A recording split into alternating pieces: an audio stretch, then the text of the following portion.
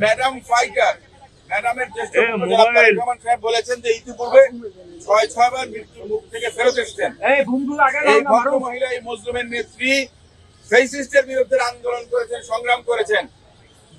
তিনি দেশবাসীর কাছে ডক্টর জাহিদ দোয়া চেয়েছেন ম্যাডামের জন্য যে গণতন্ত্র এদেশে প্রতিষ্ঠিত হয়েছে সেটা যেন তিনি দেখে যেতে পারেন, এবং এটা আমরা কামনা করি সমগ্র বাংলাদেশের প্রতিটি মসজিদে, মন্দিরে, গির্জায় বেগম খালেদা জিয়ার জন্য দোয়া চাওয়া হয়েছে।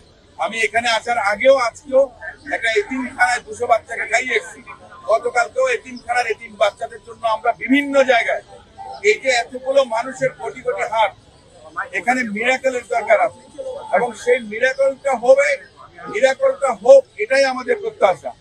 এবং ওনার এই ওনার লোক মুক্তির জন্য সমগ্র বাংলাদেশের জনগণ যেভাবে চাচ্ছে, ইনশাআল্লাহ আমি মনে করি যে ওনাকে একটা স্টেবল কন্ডিশনে, যেটা নিজেও বলেছে, যদি সুযোগ পাওয়া যায় ভালো হয়, তাহলে বিদেশ নেওয়া যাবে। বাট এখনকার যে অবস্থা, যে হাই অল্টিটিউডে অ্যাটমসফিয়ারিক প্রেসার যেটা আছে, সেই অবস্থাটা ওনার এই মুহূর্তে নেই। তবে ইনশাআল্লাহ আপনারা সবাই যদি দোয়া করেন, দেশবাসী যদি দোয়া করেন, সবকিছু আল্লাহ করতে পারেন। এটাই আমাদের একমাত্র ভরসা, এটাই আমাদের প্রত্যাশা।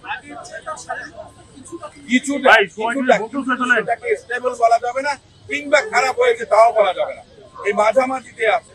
শুধু একটা উত্তরণ দরকার, যে ওনাকে মনে করেন যে ফার্দার যারা প্রোটোকলটা মেনটেন করতে পারবে সে ধরনের ট্রিটমেন্ট যেন পেতে পারেন, অন্তত সেই অবস্থাটা উনি আসুন, এটাই আমাদের সবার দোয়া।